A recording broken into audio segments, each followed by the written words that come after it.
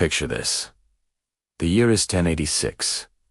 The Iberian Peninsula, a patchwork of Christian kingdoms and Muslim taifas, is a tinderbox waiting for a spark. In the north, the Christian kingdoms of Castile, Leon, and Aragon are on the march, emboldened by their recent conquest of the strategic city of Toledo. King Alfonso VI of Castile, known as El Bravo, the Brave, feels invincible. He sees the fractured Muslim principalities, the taifas, as ripe for the picking. They are rich, yes, but politically divided and militarily weak, often paying him hefty tributes, known as pariahs, just to be left alone. But the taifa rulers, pushed to their absolute limit by Alfonso's relentless pressure and crippling demands, are desperate. They face a terrible choice: submit to Christian rule or seek help from a formidable new power rising in North Africa.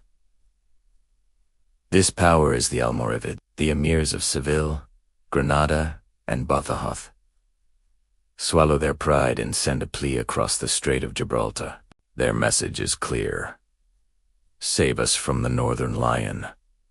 The man who receives this call is Yusuf ibn Tashfin, the emir of the Almoravid Empire. He is a stark contrast to the luxurious taifa kings. A devout, ascetic warrior from the Sahara, he leads an army forged in the unforgiving desert. The Almoravids are not just soldiers, they are zealous reformers. Driven by a strict interpretation of their faith, they view the decadent lifestyles of the taifa rulers with contempt, almost as much as they do the advancing Christians. Answering the call is not just a strategic move for Yusuf, it's a sacred duty. So, Yusuf ibn Tashfin crosses the strait. He lands in Algeciras with a corps of elite warriors, a sight that sends ripples of both hope and fear throughout His army is a spectacle.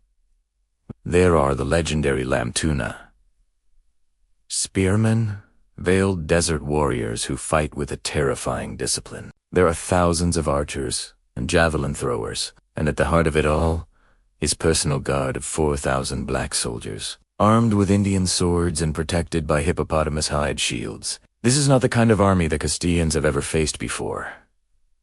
King Alfonso VI is not intimidated. In fact, he's arrogant. Hearing of Yusuf's arrival, he reportedly sends a boastful letter, daring the Almoravid leader to meet him in open battle. He gathers a massive Christian army, drawing knights and soldiers from across his kingdom, and even from France and Italy. It's one of the largest forces ever assembled in the Reconquista. Alfonso is confident. He has defeated taifa armies, time and again. He believes this desert warlord will be no different. He marches south, his banners flying, ready to crush this African invasion and cement his dominance over the entire peninsula. The two armies are on a collision course. The fate of Iberia hangs in the balance. The stage is set for a confrontation that will echo through history. They will meet on a plain near Badajoz, a place the Arabs call al-Andalus, which means the slippery ground. The name would prove grimly prophetic, as the field would soon become slippery with the blood of thousands. On October 23, 1086, the morning fog lifts to reveal the two armies arrayed for battle. Alfonso, ever the aggressor, doesn't hesitate. He launches his legendary heavy cavalry, the pride of Christian Europe, in a thunderous charge directly at the vanguard of the Almoravid army, which is composed of the taifa forces led by Almoravid of Seville. The impact is devastating. The Christian knights, encased in steel, crash into the lighter armored Andalusians. The taifa lines begin to buckle, then break. The soldiers of Seville and Granada are pushed back, and for a moment, it looks like another easy Castilian victory. Alfonso presses his advantage, committing more of his troops to the frontal assault, sensing that the enemy is about to collapse. But this is exactly what Yusuf ibn Tashfin was waiting for. This was a trap. While Alfonso is completely focused on the seemingly broken center, Yusuf unleashes his master. From a concealed position, the main Almoravid force, the disciplined Berber warriors Yusuf had held in reserve, begins a flanking maneuver. They march out, a silent, disciplined wave of spearmen and archers, and slam into the side of the engaged Castilian army. The Christian knights, caught completely by surprise, find themselves fighting a battle on two fronts. Their forward momentum is gone, replaced by chaos and confusion. The men who were moments ago on the verge of victory are now desperately trying to reform their lines under a hail of arrows and a relentless push of spears. Just as the Castilian flank begins to crumble, Yusuf plays his final, terrifying card. He personally leads his elite guard, the dreaded black soldiers, on a daring raid directly at the Castilian camp. The camp is lightly defended, home to squires, servants, and the army's baggage train. The attack is swift and brutal. As smoke begins to rise from their own burning camp, the Christian soldiers on the front line look back and see the disaster unfolding behind them. Panic sets in. Their line of retreat is cut off. Their base is being destroyed, and they are surrounded. The psychological blow is immense. The organized charge devolves into a desperate fight for individual survival. King Alfonso, fighting in the thick of it, is wounded in the leg by a spear thrust, a wound that would give him a limp for the rest of his life. Seeing their king injured and their army encircled, the Castilian will to fight shatters completely. The battle turns into a full-scale rout. Knights who had charged so proudly that morning now throw down their weapons and flee for their lives, hunted down by the swift Almoravid cavalry.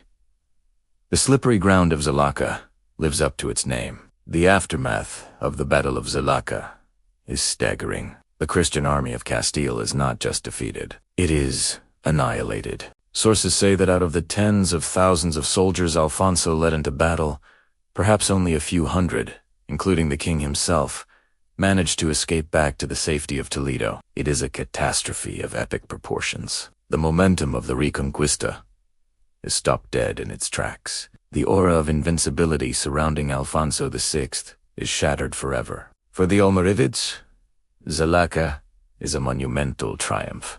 Yusuf ibn Tashfin becomes the undisputed hero of al-Andalus. However, his work is not done. Seeing the weakness and disunity of the taifa rulers, who had nearly lost him the battle, Yusuf decides they cannot be trusted to defend the land. Over the next few years, he systematically deposes the same taifa kings who had invited him, uniting all of al-Andalus under his own strict, centralized rule. The vibrant but fractured era of the taifas is over. The Battle of Zallaqa reshaped the Iberian Peninsula. It delayed the Christian Reconquista for generations and introduced a new, powerful player from North Africa, fundamentally changing the political and military landscape. It was a stark lesson in the dangers of arrogance and a testament to the brilliance of tactical discipline over brute force. The charge of the Castilian knights was met not with fear, but with a cold, calculated strategy. The clash on that slippery ground proved that in war, it is often the patient, disciplined commander, not the bravest, loudest warrior, who claims the ultimate victory.